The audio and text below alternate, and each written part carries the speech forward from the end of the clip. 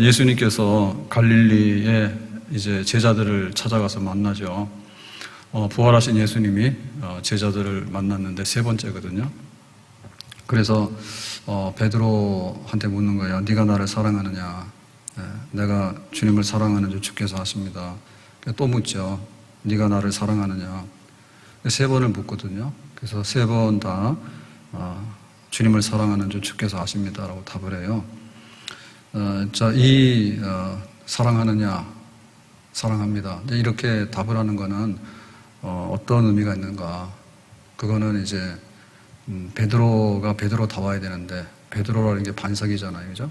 그래서 베드로가 다워야 되는데 사실 베드로답지 못했죠. 나 예수님 몰라요. 그리고 세 번 부인하고 도망갔잖아요. 그러니까 이렇게 되니까 베드로가 아니거든요. 그래서 이제 주님께서 다시 베드로 자리로 갖다 옮겨놓는 거죠. 그러려면은 내가 정말 주님을 사랑합니다. 그게 이제 확인이 돼야 되잖아요. 그리고 도망간 거에 대해서 용서받고 이게 정리가 돼야 되잖아요. 그러니까 베드로가 앞으로 베드로답게 살아가고 또 교회를 책임지는 영적 지도자가 되려면 자기가 엎어져서 내가 주님 몰라요라고 했던 게 없어져야 되거든요. 그러니까 주님께서 그거를 이제 치료하시는 거예요. 그러니까 베드로 찾아가서 야, 너 도망갔지? 너 나빠. 그래서 예수님께서 그러면 내가 너하고 상대 안 할 거야. 이렇게 벌을 주려고 하는 게 아니라 환자니까 잘못한 거에 대해서 이제 치료하고 고치기 위해서 예수님께서 그렇게 찾아가서 세 번이나 말씀하신 거거든요. 그래서 이제 베드로는 주님께서 사랑하냐 물어서 내가 정말 주님 사랑합니다라고 하니까 그것으로 이제 베드로는 죄 용서, 자기의 실수, 허물 이런 걸 다 용서받았고 앞으로 살아가는 데 있어서 항상 그게 걸림돌이잖아요. 뭐 좀 하려고 그러면 내가 예수님 모른다고 도망갔는데 또 너 옛날에 예수님 모른다고 도망갔잖아. 이렇게 얘기를 하면 베드로는 항상 거기서 걸려서 더 이상 진보, 발전을 할 수가 없어요. 그러니까 아예 그냥 장애물을 딱 털어서 공개적으로 털어가지고 이제 해결을 한 거죠. 근데 이제 예수님께서 베드로를 찾아가서 너 잘못한 거다 용서했다 이렇게 말씀하시면서 그게 끝인가라고 할 때 그게 끝이 아니죠. 네 나 사랑해? 내가 주님 사랑하는 줄 아시잖아요. 자, 이렇게 해서 이제 문답을 했는데 예수님이 여기서 제일 원했던 건 뭐냐면 내 양을 먹이라고 하는 거예요. 내 양을 먹이라, 내 양을 치라, 내 양을 먹이라. 그거죠. 그러니까 예수님의 이 말씀은 단순하게 옛날에 잘못한 거 용서할게. 그러니까 이제 다 됐어. 그게 아니라 진심으로 예수님께서 원했던 건 뭐냐면 내 양을 먹이도록 일을 맡기고 싶은 거지. 그래서 양을 먹이려고 그러면 사랑을 해야 되지. 양을 잡아먹으면 안 되잖아요. 그러니까 양을 사랑해야 되잖아. 다시 말하면 교회를 맡겨야 되겠는데 누구한테 맡길까라고 할 때 교회를 사랑하는 베드로한테다 맡기고 싶거든요. 그러니까는 예수님의 본심은 단순하게 용서로 끝나는 게 아니라 일을 맡기고 싶은 건데 그 일은 양. 다시 말하면 새로 탄생하는 교회를 돌볼 수 있는 그런 사명을 베드로에게 맡기고 싶었던 것이죠. 그래서 우리는 용서받는다라고 할 때 그 용서받는 것이 용서로서 끝나지 않는다. 용서받으면 그 다음에 주님께서 우리에게 부탁한 게 있는데 그 부탁한 것을 이루어 드려야 된다. 그러니까는 나는 주님을 사랑해요. 알았어. 그러면 사랑하는 게 도대체 뭘까? 사랑하는 거는 양을 돌보고 교회를 세워나가는 그런 일에 헌신하는 것을 의미하는 거죠. 사랑한다는 얘기는. 그러니까는 교회에 대한 책임, 예수님의 백성에 대한 책임, 그거를 내가 받아들이겠습니다. 그게 진짜 죄 용서함의 의미예요. 나 죄 용서 받았어. 그러니까 나는 다 이제는 해결됐어 라고 하는 게 아니라 내가 빚진 거를 갚았으면은 그만큼에 대해서 내가 뭔가 주님이 원하시는 일을 해드리고 싶은 거, 그게 진짜 용서받은 사람이지. 철 드는데 한 번 들고 두 번 들고 세 번 들잖아요. 철 들 때 처음에는 뭐냐면 고마워요, 감사해요, 엄마 뭐 아이스크림 사줘서 고마워요 라고 하는데 진짜 철 들면 어떻게 될까? 부모님이 뭐 고기를 못 드시는 게 아니지. 얘들아, 엄마는 고기를 별로 안 좋아해 라고 한 얘기는 거짓말이요. 나중에 알고 봤더니 그렇죠. 나는 괜찮아 그러는 게 괜찮은 게 아니라 부모님 배고팠어. 근데 배가 고팠지만 학교에다가 등록금 내야 되면 먹을 쌀을 안 먹고도 등록금을 내주고 그런 식으로 부모님들이 했잖아요. 그러니까 이제 우리가 처음에 철들 때는 그냥 단순하게 좋은 거에 대해서 내가 좋은 거를 가졌어. 그거 고맙다고 하지만 나중에 생각해보면 그거를 주기 위해서 얼마나 많은 희생을 했을까. 그리고 부모님 세대에 그런 거를 우리가 몰랐구나. 그 나중에 점점 깨닫게 되잖아요. 그 베드로가 나 세 번 몰라요. 그래, 너 다 용서받았어. 좋아라 하고 자기가 이제 세상으로 돌아가서 막 나이트클럽 다니고 아니면 회사 다니고 아니면 뭐 자기 하고 싶은 거 하고 여행 다니고 놀러 다니고 그게 진짜 용서의 의미일까? 내 양을 먹이도록 해라, 내 양을 치도록 해라라고 하는 거를 주님께서 나에게 그거를 맡기셨구나. 거기에 오히려 자기의 중심이 있는 것이죠. 그래서 내가 예수님을 사랑해요라고 했잖아요. 그럼 예수님 사랑하게 되면은 예수님만 사랑하느냐 할 때 예수님의 모든 것을 사랑합니다. 그렇죠? 우리가 부부간에 사랑한다고 하면은 얼굴만 사랑합니까? 그러니까 깨지지. 얼굴만 사랑하는 게 아니라 마음도 사랑하게 되는 거고 또 배우자가 가지고 있는 약점도 사랑하는 거예요. 그게 진짜 사랑이지. 다물만 빨아먹고 뱉어버릴 것 같으면 사랑이 아니지. 그러니까는 상대방이 가진 모든 것을 다 받아들일 때 그게 진짜 사랑하는 거잖아. 자녀 사랑도 마찬가지 아니에요? 자녀가 재롱 떨 때 유치원 다닐 때 재롱잔치에서 재롱 떠는 거는 다 하지. 근데 그 아이들이 항상 재롱만 떠냐고 초등학교도 가고 중학교도 가고 청년 되면 사춘기도 오고 막 이렇게 하는데 그게 가는 길이 그냥 항상 울퉁불퉁하잖아요. 그럴 때 자녀를 사랑하는 진짜 부모는 자식들이 진짜 엎어지고 힘들어할 때 그때 가는 부모가 진짜 부모지. 어느 부모가 재롱 떨면 좋아하고 재롱 안 떨면 갖다 버리고 그렇게 하냐고. 그게 바로 사랑하는 거잖아요.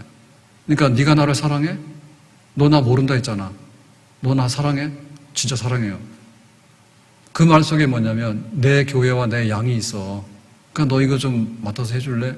예수님께서 그거 부탁하셨잖아. 그러니까 베드로가 그걸 이제 받아들이는 거죠. 다시 말하면 예수님에게는 부양할 가족이 있었다. 예수님이 무슨 시집장가를 갔냐. 영적으로 볼 때 신랑이지.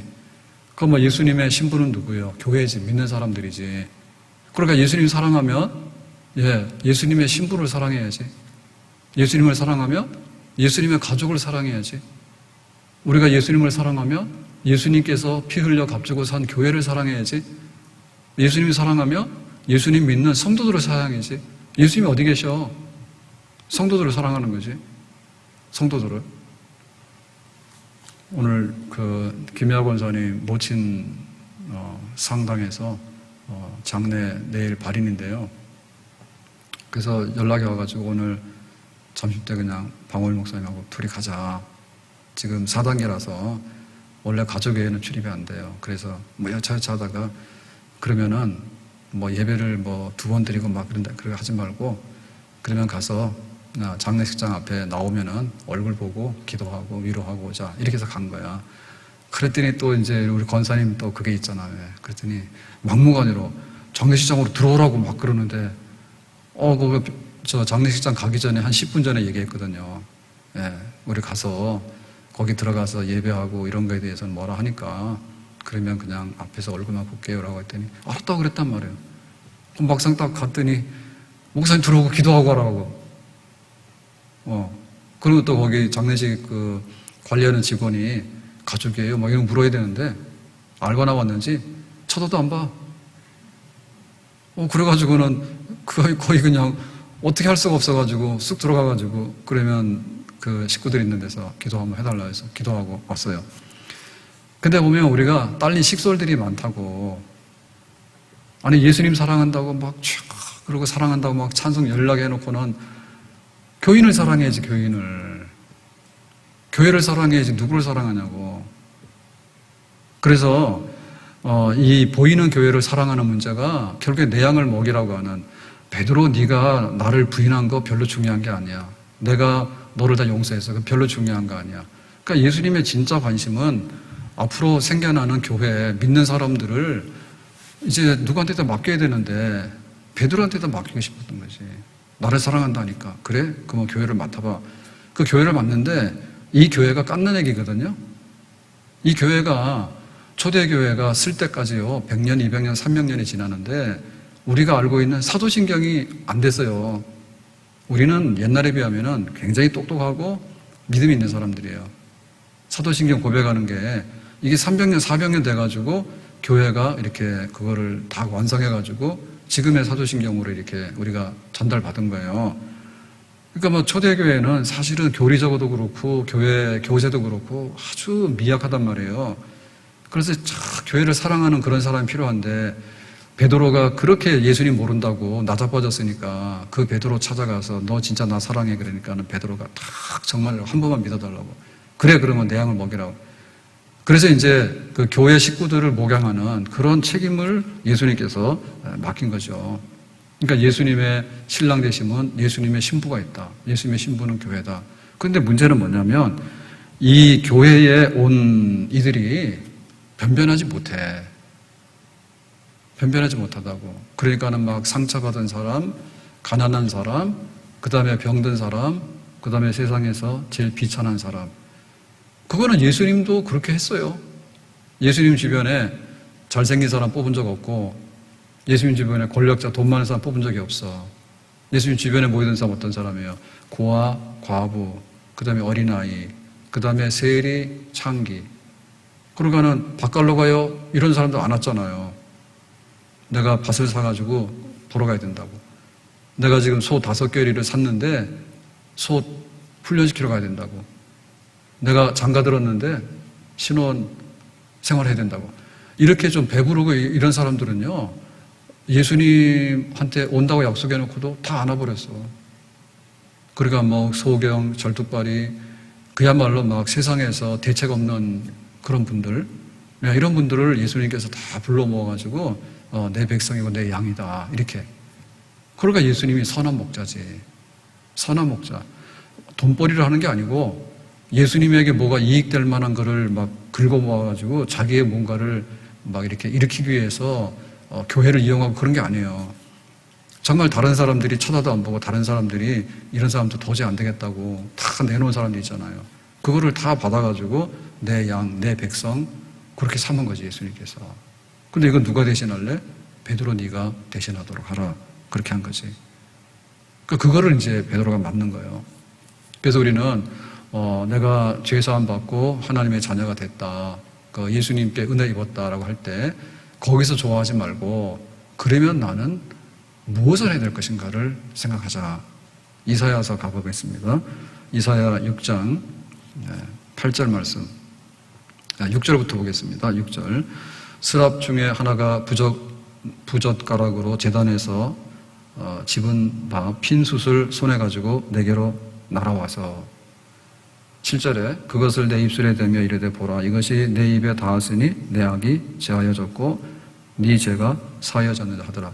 그러니까 이사야가 성전에 들어가서 기도하려고 할 때 기도는 고사하고 자기 죄가 많아서 화로다 나의 망하게 됐도다. 그렇게 됐잖아요. 예. 그랬는데 죄사함 받았다라고 이제 하면서 8절에 그러죠. 내가 또 주의 목소리를 들으니 주께서 이르시되 내가 누구를 보내며 누가 우리를 위하여 갈고 하시니. 그러니까 이제 죄 용서해 주는 걸로 하나님은 끝나는 게 아니에요. 이사야 너 죄 용서 받았어. 걱정하지 마라. 그런데 하나님께서는 그런 거죠. 내가 할 일이 많아. 내 백성들을 돌봐야 되는데 누구를 보내야 될까? 일꾼이 없네 라고 하니까 이사야가 뭐냐면 그때 내가 이르되 내가 여기 있나이다 나를 보내소서 하였더라. 그러니까 앞에서는 화로다 나야 망하게 됐다. 나 같은 죄인이 성전에 와가지고 하나님 만났으니까 나 죽었네 이렇게 된 거예요. 근데 하나님께서 내가 누구를 보내야 되지? 할 일이 많은데 라고 하니까 이사야가 뭐래요? 화로다 나야 망하게 되었다 했는데 죄사함 받았잖아. 너무 좋잖아. 그럼 놀러 가는 게 아니지. 주님 누구를 보낼까 찾고 계세요. 내가 갈게요. 그래서 죄가 많은 사람이 제일 하나님 앞에 일도 제일 많이 하는 사람이 되는 거예요. 이거는 바울도 그러죠. 내가 죄인의 괴수다잖아요. 바울이 얼마나 악독하게 초대교회를 핍박하고 못된 짓을 많이 했습니까? 그런데 막상 누가 이방인에게 갈까? 누가 로마로 갈까라고 할 때 바울이 죄인의 개수인데 내가 하죠. 그래서 바울이 지독하게 선교하는데 하나님 앞에 일을 많이 하잖아요. 그러니까 죄가 많은 곳에 은혜가 많고 죄가 많은 곳에 사명이 큰 거예요. 베드로 마찬가지고 바울 마찬가지고 이사야 선지자 마찬가지입니다. 모세의 경우에는 이렇게 되어 있습니다. 모세의 경우에는 출애굽기 3장 5절에 하나님이 이르시되 이리로 가까이 오지 말라. 네가 선 곳은 거룩한 땅이니 네 발에서 신을 벗어라. 신의 산에서 기도하다가 하나님 만나잖아요, 모세가. 그러니까 야, 너 더러워, 신발 벗어, 죄인이야 라고 하죠. 거룩하신 하나님이. 그러고 나서 뭘 하냐면 9절에 이제 가라.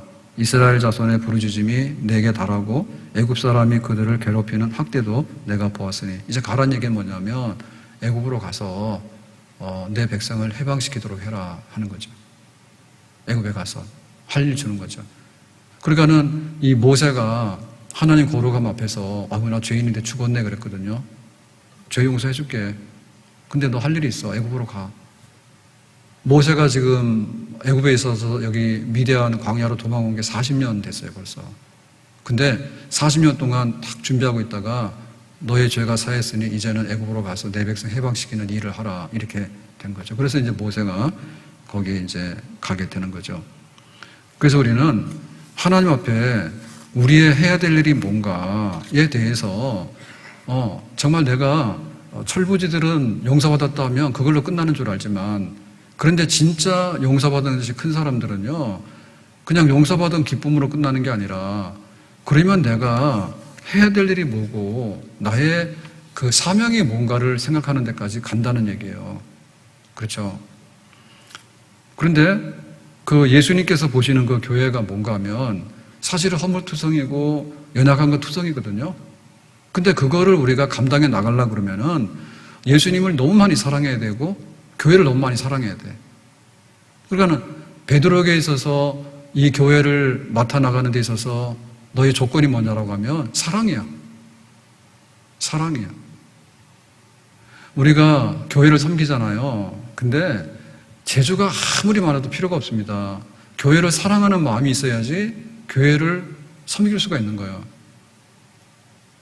네, 오늘 제가 아까 장례식장 갔다는 얘기를 했는데 인하대병원이라 그래서 한 1시간 정도 걸려요. 그래서 박 목사님하고 가면서 내 차 가져가자 해가지고 둘이서 얘기할 시간 별로 없어요, 교회에서. 우리가 그렇게 사이가 안 좋아요. 그런데 이제 제가 운전하고 제 차니까 운전을 하고 박 목사 여기 타고 그래가지고 이제 이런저런 개인적인 얘기를 좀 많이 했어. 뭐 입 다물고 갈 수는 없잖아요. 이상하잖아요. 내가 뭐 운전기사도 아니고 말이에요. 그렇잖아요. 그것도 재미없으니까. 그래서 그냥 이런저런 얘기를 좀 했는데 그러니까 이제 제 마음에 있는 그런 얘기를 했어. 하면서 참 IMF가 아니라 코로나가 이제 와서 이렇게 됐는데 그래도 교회를 섬기는 성도들이 있더라. 그러니까 이렇게 되다 보니까 진짜 교인이 누군가가 이제 눈에 싹 들어오더라. 근데 사실은 저도 30대, 40대, 50대 이렇게 목회를 해봤잖아요. 근데 지금 보는 교회가 눈에 들어와요. 그때도 교회를 제가 분명히 보긴 봤을 거예요. 근데 지금 눈에 교회가 들어와. 교회 오는 성도들, 지금 교회에 있는 다 아픈 사람들이야. 예전에는 미처 몰랐어요. 다 생활이 어려운 분들이. 그래가지고 진짜 일산에서 살기 힘들다고 줄 세우면 거의 1등 쓸 분들만 다 교회 오더라고. 근데 그게 막 현실로 눈에 쫙 보여요, 지금은. 왜냐하면 이게 뒤섞여 있을 때는 모르거든요. 뒤섞여 있을 때는 그 사람의 본심이 뭔지 이런 거 잘 모르잖아요.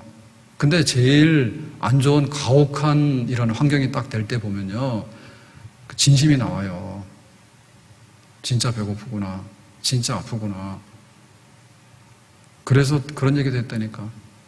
우리가 살고 있는 시대에 왜 그렇게 개가 많은지. 멍멍이 동네 가면은 우리 이 동네를 오래 살았잖아요. 없었어요. 근데 지금은 뭐 집집마다 끌고 나옵니다. 이거 끌고 나온다고는 안 되죠. 모시고 나옵니다.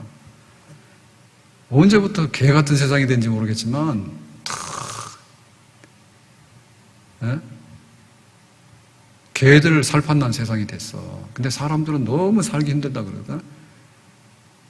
살기 힘든 사람 중에 힘든 사람이 교회를 나와요, 지금. 그래, 교회 예배 드리려고 지키러 오는 거예요. 그러니까 이제는 막 딱 보여, 눈에. 아, 이 진짜 교인이구나. 그게 눈에 딱 보이는 거예요. 그게 바로 교회예요. 고맙죠. 고맙죠. 그리고 미련이 별로 없어요, 이제는. 왜냐하면은 세상에서 굉장히 막 돈도 많고, 인기도 많고, 뭐, 명예도 있고, 이런 분들이 교인일 수는 있어요. 근데 교회 오는 순간에 그 사람도 불쌍한 사람이야. 그렇게 돈 많고 명예가 많은데도 교회 와서 죄인입니다. 내가 하나님 믿습니다라고 말할 정도가 되면 그 사람이 이미 부자거나 그래서 온 게 아니고, 하나님 앞에 나는 그런 사람밖에 안 된다고 그래서 오는 거예요. 아무튼 간에 베드로는 엄청난 죄 용서를 받았지만 엄청난 양들을 돌보라고 하는, 교회를 사랑하라고 하는 걸 받았어. 그러니까 진짜 교회를 사랑해야 돼. 흠 많고 부족하고 미련하고, 그게 바로 교회인데, 하나님 불러본 백성인데 그 백성들을 네가 섬기도록 해라, 이렇게 된 거죠. 그럼 베드로가 예라고 대답하는 거예요. 그래서 우리가 정말 주님을 사랑한다고 하면 우리의 신앙의 중심이 예수님 사랑, 교회 사랑, 성도 사랑. 성도 중에서도 정말 힘들어. 힘들어. 오직 힘들면은 개나 고양이 없이 못 사냐고 말 다 했죠? 개나 고양이가 왜 있겠어? 힘드니까 그 의지하는 거예요, 사람들이. 그게 나아요. 우리가 하나님 의지하고 살아가는 게 나아요. 예? 개나 고양이 분양해드릴까? 그놈 끼고서 얘야, 고양이야, 얘야, 개야, 그러면서 막 거기서 위로받고 말이에요. 그러고 사는 거예요. 그러니까 교회의 실제가 어떤지 아시겠죠, 그죠? 교회 실제가. 그거를 베드로가 받아들이라는 얘기예요. 예수님께서는 그런 교회를 이미 아셨어. 마태복음 9장 35절에 이렇게 말했습니다. 예수께서 모든 도시와 마을을 두루 다니사 그들의 회당에서 가르치시며 천국 복음을 전파하시며 모든 병과 모든 약한 것들을 고치시니라. 그래, 예수님 주변에 모이던 사람이 어떤 사람이에요? 병든 사람, 약한 사람, 혹은 여기 가난한 사람, 이런 사람들이 예수님 주변에 모여든 사람들이지. 그거를 이제 베드로한테다가 네가 이 양들을 네가 알아서 돌보도록 이렇게 맡기는 거예요. 36절, 무리를 보시고 불쌍히 여기사 이는 그들이 목자 없는 양과 같이 고생하며 기진함이라. 목자 없는 양들은 어떻게 합니까? 양들은 혼자 자생해서 살 수가 없어요. 목자 보호 속에 있으면 사는 거고, 안 그러면 그 맹수들의 먹잇감이잖아요. 그러니까 양들이 길도 잘 못 찾고요. 자기가 막 발톱이 있거나 무게가 있는 것도 아니고요. 그런 불쌍한 양들, 그런 양들을 예수님께서 이제 맡았고, 또 베드로에게 앞으로 그러한 교회, 그런 양들을 맡길 테니까 네가 사랑해서 그들을 감당하도록 해라, 이렇게 말한 거죠.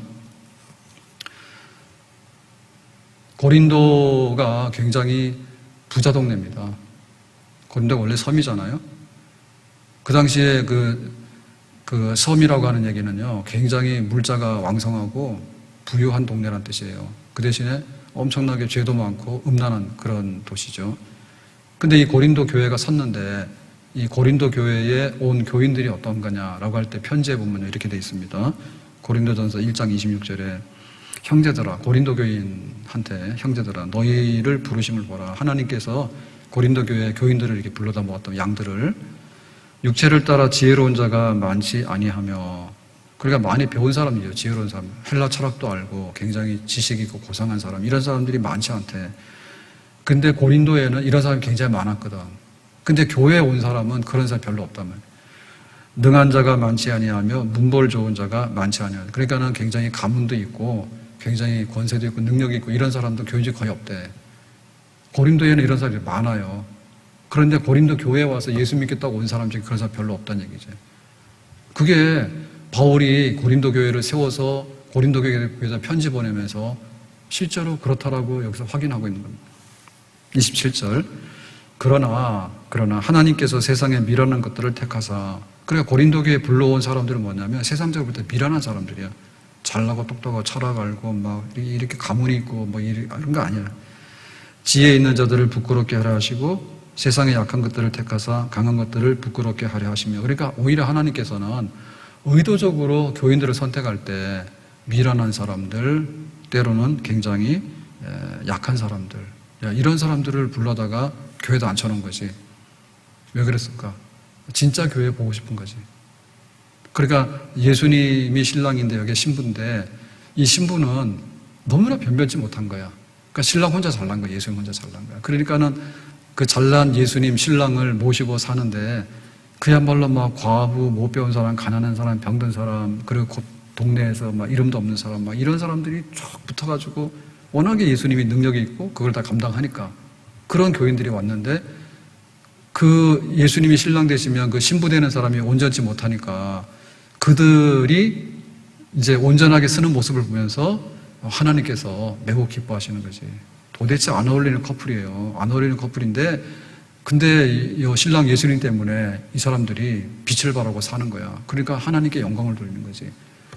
보통 세상에서 어떻습니까? 잘난 사람들 불러다가 망치는 게 세상이지. 그러면 나중에 뭐예요? 막 비난하잖아요. 네, 어제 토요일이었죠. 네, 어제 토요일 밤에 올림픽 하는데 축구하고 야구하고 배구했어, 배구. 네, 축구 6대3으로 졌어. 난리 났어. 그 다음에 또 야구, 그 잘난 야구도 미국 야구는 지금 잘하는 사람들은 다 지금 메이저리그 시합하고 있고요. 거기에 이제 못하는 사람들만 주로 뽑아왔는데도 우리나라 졌지. 근데 여자 배구는 우리나라 여자 배구 선수 몇 되지도 않죠. 연봉으로 보면 알잖아요. 예, 야구 선수들 막 100억 받는 선수들도 있는데 배구 선수 얼마 못 받아. 근데 일본 이겼더라고. 예. 영광은 누가 돌려? 제일 가난한 여자 선수들이 돌려. 배구 선수들 배고파 죽어요. 1년 해봐야 몇 천만 원 받는 선수들이 잘 없어요. 그렇게 가난합니다. 이게 프로가. 근데 야구 선수들이요, 재벌이요. 몇백억씩도 번 선수들이 있어. 근데 나가기만 하면은 별 볼 일 없어. 그 영광이 뭐냐 하면은 잘난 사람들 데리고 가서 시합 데리고 가서 망하면은 욕만 먹인다니까요. 근데 정말 무명하고 올림픽 가서 메달 따는 데는 다 그런 거 아닙니까? 뻔해요. 메달 따는 거 몇 개 있어요? 태권도? 몇 개 있어요? 양궁? 양궁 선수들 돈 벌었다는 사람 못 봤어? 올림픽 가서 메달 딸 때만 TV 나옵니다. 생활이 궁금해. 그러니까 영광 돌릴 때는요, 가장 아주 종목도 천한 종목, 프로가 생길 수가 없는 거예요. 무슨 프로 양궁이 어디 있어요? 막 활쏘는 연습해가지고 메달 따면은 연금 겨우 얼마 받는데, 그거 가지고 먹고 살 수가 없어. 그 국가의 영광도 나타내는 사람은요, 따로 있다니까. 가가지고 막 기름지고 막 프로 해가지고 막 이런 사람들 안 돼. 막 재벌 2세, 3세 그러면요, 가가지고 막 나라 망신 시키는 거 다 합니다. 근데 진짜 말이야, 가난한 집의 아들은 말이야, 군대 가가지고 말이에요, 막 국가의 명예를 빛내고 희생하고 말이야, 죽는, 애국하는 그런 아들들도 있어. 영광 돌리는 종자들은 따로 있어.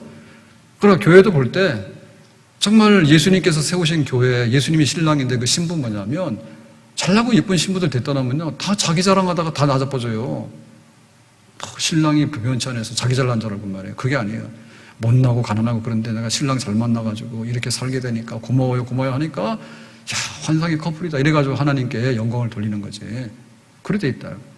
그래서 베드로, 너 실수 많이 했지. 나 모른다고 했잖아.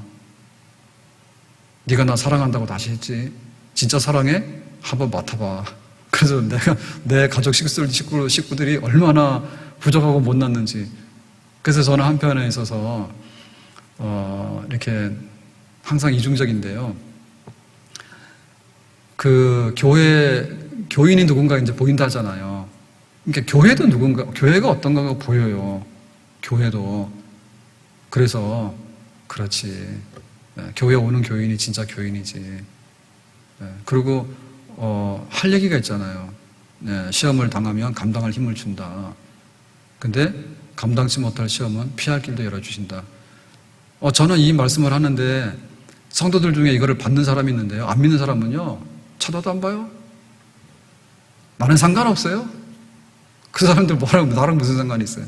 근데 하나님 백성들에게 하나님께서 감당할 시험 주니까 걱정 마라.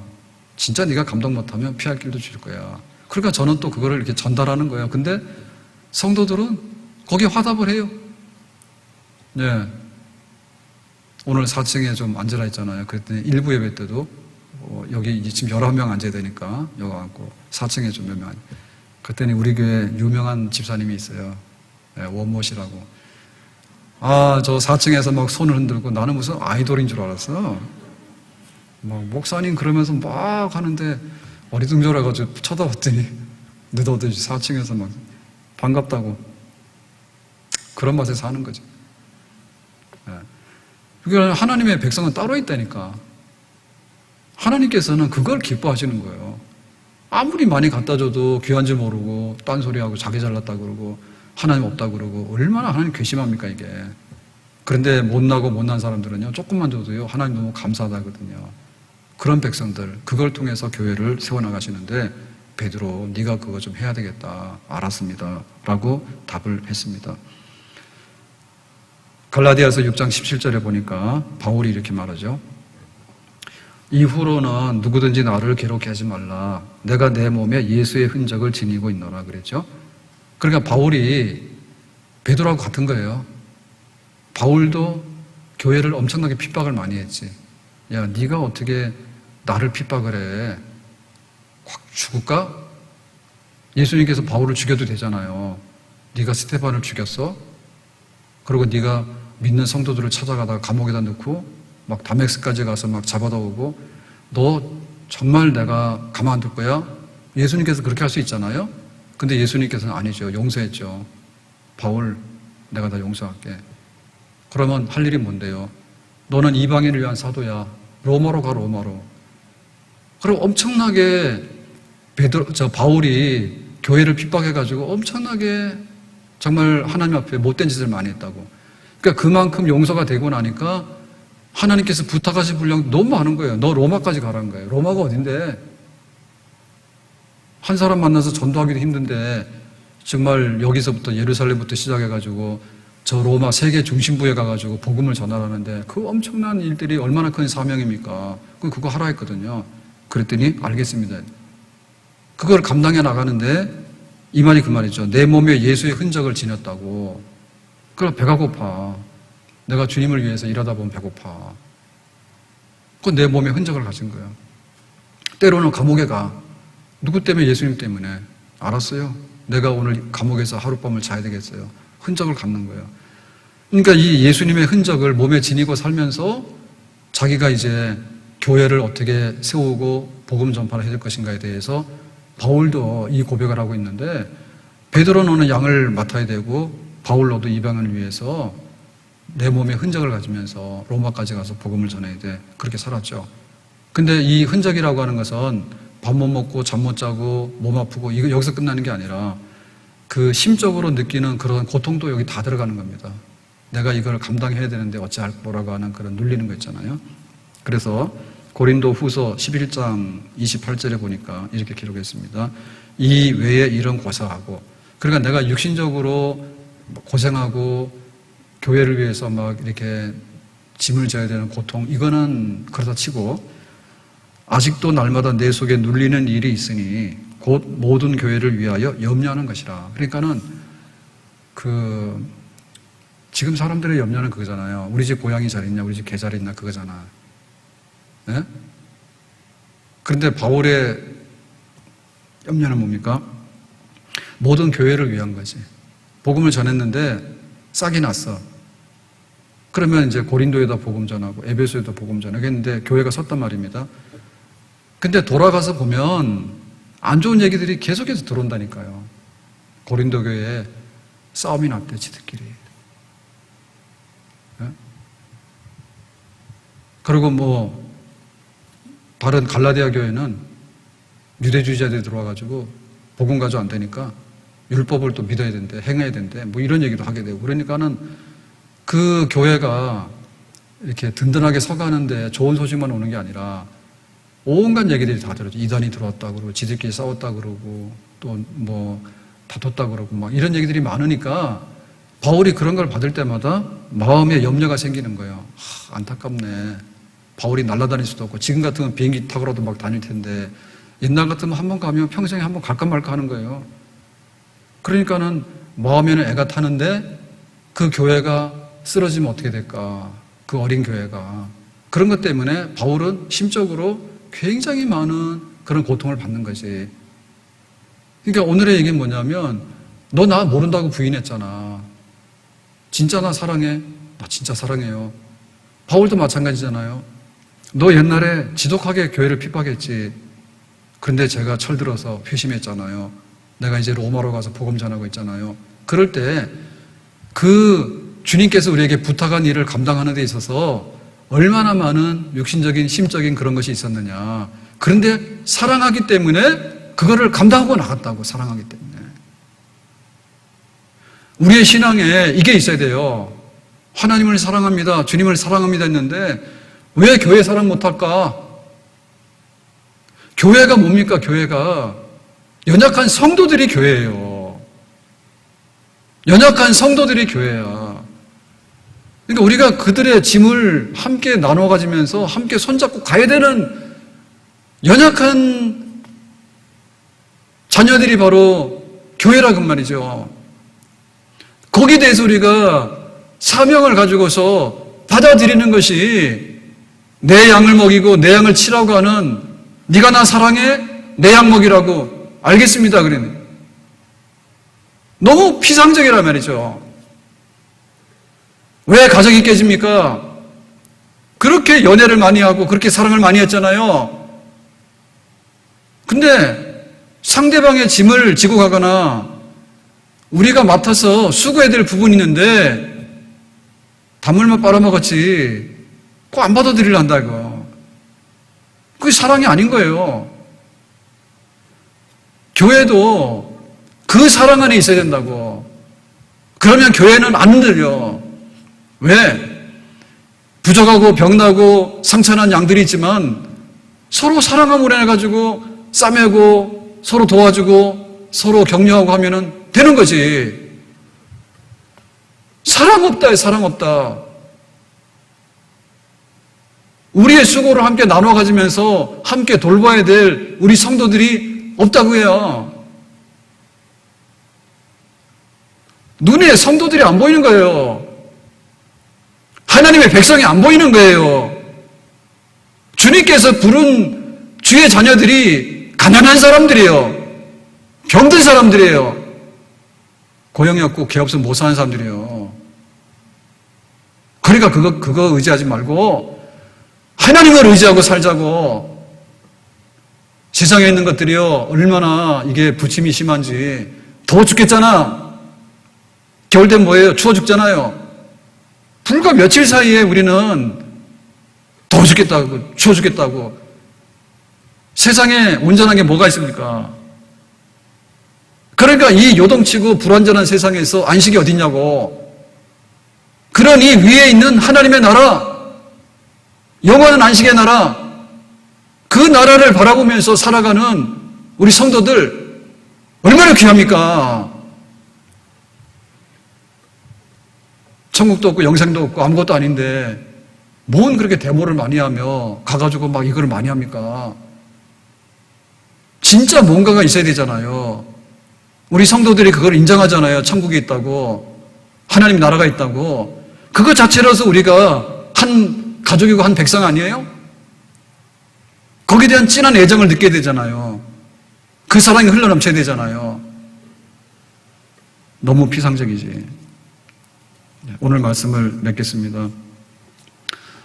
베드로가 예수님 말씀 앞에서 니 나 사랑해? 나 사랑해요. 그러면 내 양을 먹이도록 해. 이제 그 사명을 받았어요. 우리도 신앙생활을 해나가면서 우리가 갈수록 귀찮은 거 싫어하고요, 짐지는 거 싫어해요. 그러니까 그냥 내가 이렇게 온실 속에서 나 혼자 살기를 원하지, 그 막 얽매여가지고 먹고 사는 데는 내가 힘을 써. 그렇지만 사람 살아가는 데 있어서는요, 지독하게 소외당해가지고요. 교회에 속해 있다 하는데, 신앙에 속해 있다는데 속한 데가 없다니까. 이제는 예배당 문 열어놨다 하더라도요, 안 와요. 그냥 집에 앉아서 영상 예배를 드리는데 뭐 예배를 드리는지 조는지 노는지 모르겠어. 너무 피상적인 대로 흘러가거든요. 그러니 이제는 정말 내 양을 먹이라고 하는 그 말씀 앞에서 우리의 삶을 어떻게 서로 나누고 함께 격려하며 살아가야 될 것인가, 그 부분에 대해서 우리가 받아들여야 될 줄로 믿습니다. 받아들여야 될 책임이 있다 그 말이죠. 우리가 함께 사랑을 나누어서 섬겨야 될 우리 이웃이 있고 우리 성도들이 있단 말이죠. 세상에 살기 위해서는 안 믿는 사람들 앞에 가서도요, 밥도 먹어야 되고요, 손도 잡고요, 가서 막 이렇게 그 사람들 가서 비위도 맞추고 그래야 돼. 내가 살아가기 위해서 그 정도 처신해야지 살잖아요, 사회생활에서. 근데 우리의 본심을 딱 내놓고 말할 때 우리하고 동질로 똑같은 사람이 누가 있어요? 신앙 고백하는 사람 누가 있으며, 하나님 인정하는 사람 누가 있으며, 천국을 인정하는 사람 누가 있으며, 예수님의 은혜로 살았다고 인정하는데 우리하고 마음과 뜻과 사상이 딱 같은 사람이 누가 있냐고. 교인밖에 더 있냐고. 근데 내가 직장 가서 사업장 가가지고 우리 이웃 사람하고 살아가는 데는 그래도 그 우리가 마땅히 해야 될 도리를 지키고 거기서 그 자기의 체면 치레하기 위해서라도 그렇게 막 애를 쓰며 살잖아요. 근데 막상 하나님을 사랑하느냐, 예수님을 사랑하느냐, 내 가족들 맡겨놓은 교회 성도들을 사랑하느냐, 내 양들을 사랑하냐 할 때 왜 우리가 한 예수님 안에서 가족이 됐는데 함께 나누며 함께 애정을 가지며 함께 못났으니까 못난 대로 세워주며 배고프니까 배고픈 대로 먹여주며 그렇게 살아가는 데 있어서는 왜 남이 되고 애정이 식었느냐? 그런데 내가 예수님 사랑하고 하나님을 믿는다 할 수 있느냐? 없지. 내 가정 지키고 세상 살아가는 데 있어서도 발버둥을 치는데 주님께서 부탁하신 내 양을 먹이라고, 예수님 날 사랑한다면은 내 가족들을 좀 돌보라고. 우리가 국가에 대해서 충성하려고 하잖아요. 세금도 내잖아요. 그러면 누구를 대접해야 됩니까? 국가 유공자들이나 정말 국가를 위해서 희생한 분들에 대해서요, 특별하게 대접을 해야 돼. 근데 우리 술 친구 먹어서, 야, 우리 술 한잔 할래? 밥 한번 먹을래? 그런 데는 아까운 쓰더라고. 제가 그 이회영 책 읽고 나서 너무너무 많은 걸 생각했어요. 참 독립운동하기 위해서 그 육형제 막 그 명문 가문의 재산을 송두리째 다 처분해 가가지고 한 10년 내에 다 쓸어놨잖아. 나중에 너무너무 배고파가지고요, 못 먹어가지고 못 일어나고 굶어 죽고 가는 독립운동하는 사람 그렇게 살았거든. 그러면 그들의 후손에 대해서 우리가 어떻게 하느냐? 사실 잘 못해. 그게 모순이요. 예? 우리가 이렇게 독립을 가지고 자유를 가지고 사는 이 나라를 만들었을 때 거기 희생당한 분들이 엄청 많단 말이에요. 그럼 우리가 누굴 사랑해야 돼? 나랑 같이 술 먹는 사람, 술 친구를 사랑하는가? 할 수는 있지, 그거. 그런데 우리가 생각해보면 뭐예요? 진짜 내가 이 땅을 지키는 데 희생했던 분들에 대해서 인정하라고 간다면은 그들에 대해 더 많은 것을 베풀도록 우리가 힘써야 되겠지. 안 그렇습니까? 내가 주님 사랑한다 그러면 교회를 사랑해야지, 교회를 사랑해야지. 우리 선교센터도 빨리 회복되고 맘나골도 회복되고 이래야 되는데, 정말 이 교회를 세우기 위해서 누군가 피땀을 흘리고 기도하고 마음에 고생하라고 다 우리 앞에 있는 성도들이 적든 많든 간에 그거를 디디고 살아와서 이렇게 된 거예요. 그런데 이제 와서 교회에 출입하면서 나 몰라라, 나는 하나님을 사랑하고 예수님을 사랑해, 나는 예배를 잘 드려, 와서 막 찬송도 하고 말이야 팍 하는 척 하는데 돌아서서 보면은 완전히 허당이네, 헛개비여. 예수님 사랑한다고 내 양 좀 먹여라. 베드로, 알았어. 날 사랑한다고 내 양 먹여. 내 양들이 배고프고 병들고 다 부실해. 내가 잘 돌보는 양이야. 네가 대신해. 오늘 이 말씀 붙들고 정말 사명으로 살고 사명으로 죽을 수 있는, 주님을 사랑하는 그런 온전한 그리스도인 제자 될 수 있기를 주의 이름으로 축복합니다. 기도하겠습니다. 오늘 주신 말씀과 같이 우리가 큰 용서를 받고 주님의 사랑을 덧입었는데 주님께서는 내가 양을 맡긴다. 그게 내 진심이다라고 부탁하셨습니다. 우리가 주님을 사랑한다고 할 때 주님께서 우리에게 부탁한 책임도 받아들여서 정말 철들고 주님의 마음으로 주님의 모든 위임된 것들을 행할 수 있는 우리가 되어서 교회도 지켜나가고 신앙도 지켜나가고 주님의 나라 건설하며 살아갈 수 있도록 은혜 주시기 바랍니다. 예수님의 이름으로 기도합나이다. 아멘.